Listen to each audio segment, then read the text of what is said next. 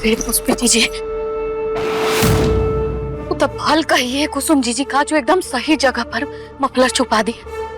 तो जिस हिसाब से टीटी के बेटी जांच पड़ताल कर रही थी ना, हमारा सांस अटका हुआ था कि कहीं वो मफलर मिल जाता, बहुत बड़ा कांड हो जाता।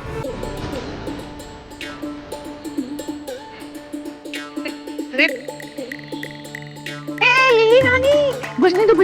अरे पहली बात का मौका मिले कि हम नाच सके। हम तो कहते हैं चाबी मिलने की खुशी में टुक्की दो चार टुक्की ऐसे ही लगा लो। हाँ?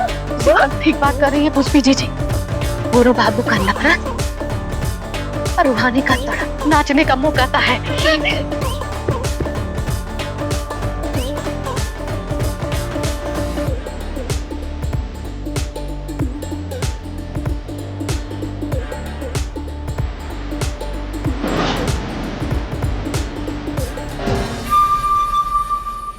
गुरु,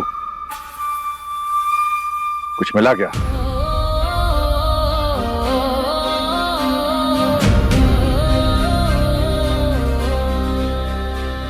मिला ना जवाब? किसे?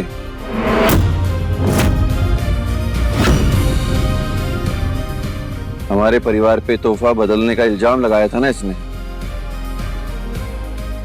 अब झूठी साबित हो गई ना।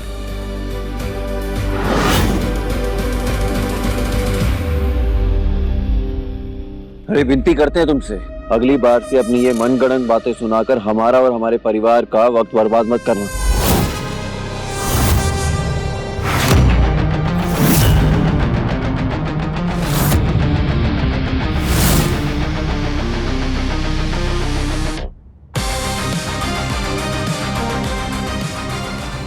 गुरु, वो हरी फाइल लाए क्या?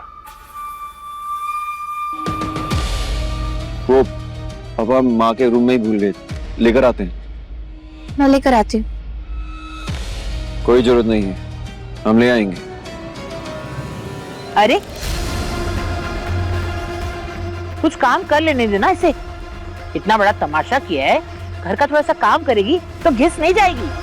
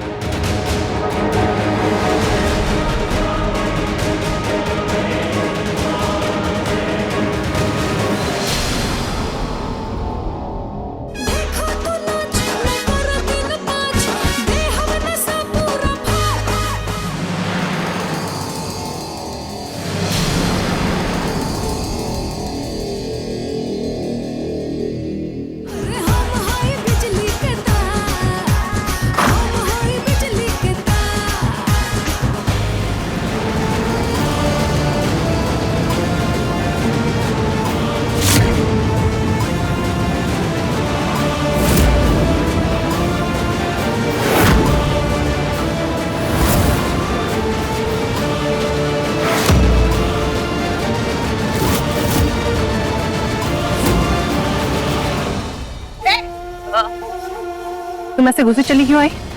हमारी जासूसी कर रही हो? सॉरी, मैं तो बस वो फाइल लेने आई थी।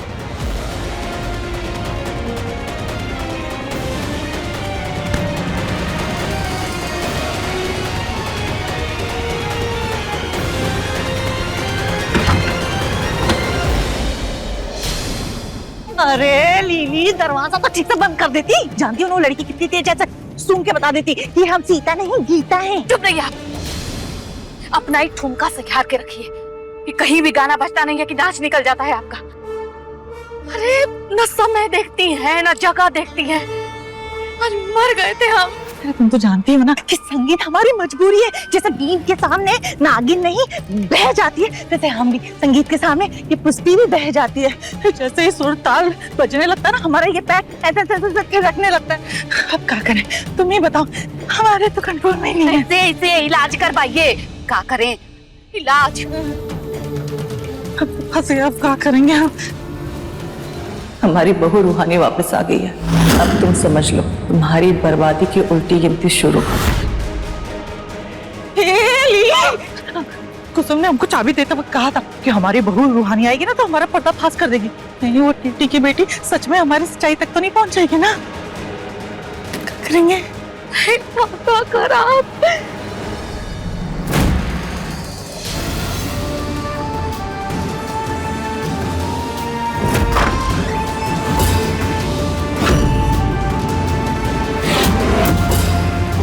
माँ और आंटी जी के बीच इतनी गहरी दोस्ती कब से हो गई?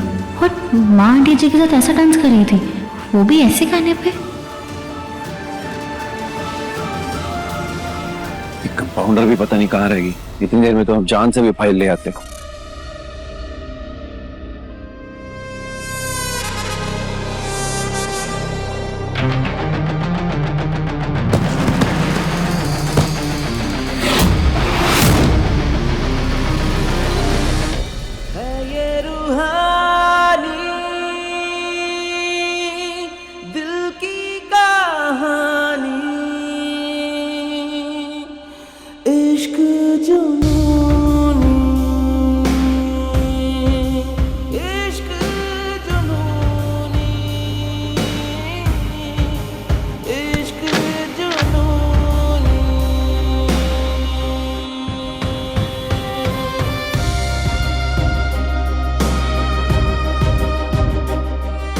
इतनी नाराज नजरों से मत देखो गुरु,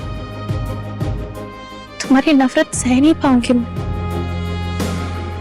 माना कि मैं आज अपने आप को साबित नहीं कर पाई, पर हारी नहीं हूं मैं तुम्हारे बारे में क्या सोचती हूँ, क्या महसूस करती हूँ, तुम्हें मेरी आंखों में दिखाई नहीं देता।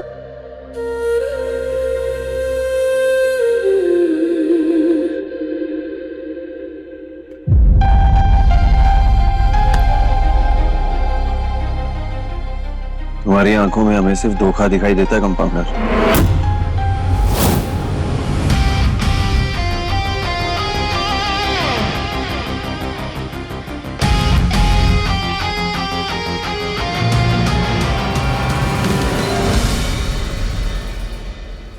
ये पकड़ो तुम्हारा आज तक का हिसाब। अम्मा जी, छोटे छोटे बच्चे हैं हमारे, हम आपके पैर छू रहे, उनको काम से मत निकालिए, हम कहाँ जाएंगे? बच्चों की दुहाई हमें मत दो। पर अम्मा जी, एक बार तो सोचिए, इतनी बड़ी हवेली में इतना सारा काम कौन करेगा? सब हो जाएगा, तुम निकलो यहाँ से।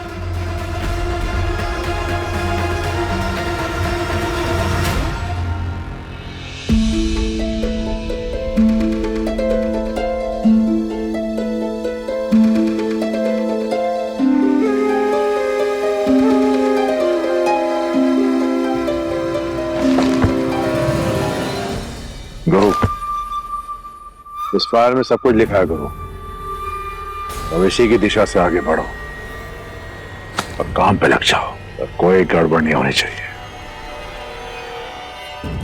हे जीजी की अम्मा, बाकी कविता एकदम ठीक बात कर रही थी। अरे इतना बड़का हवेली में बहुत काम है, कौन करेगा? वही जिसके पास इस घर में दूसरों को बेबुनियाद इल्जाम लगाने के सिवाय कोई काम नहीं है। ये टीटी की बिटिया।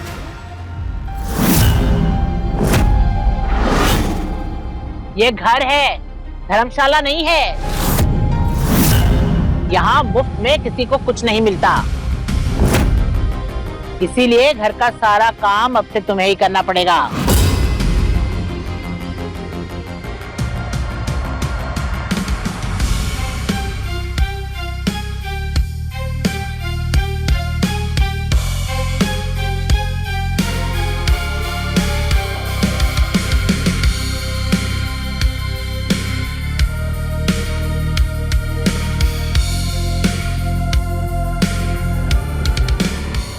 वैसे जीजी की अम्मा, आप एकदम ठीक बात कर रहे हैं। काहे कि हमहू सुने हैं, मुफ्त का रोटी जो आदमी खाता है ना,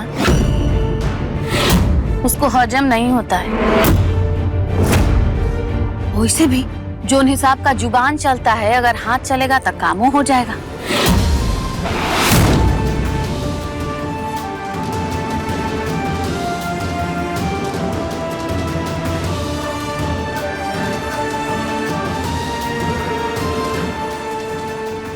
तुम तो तनिक जोर लगाओ।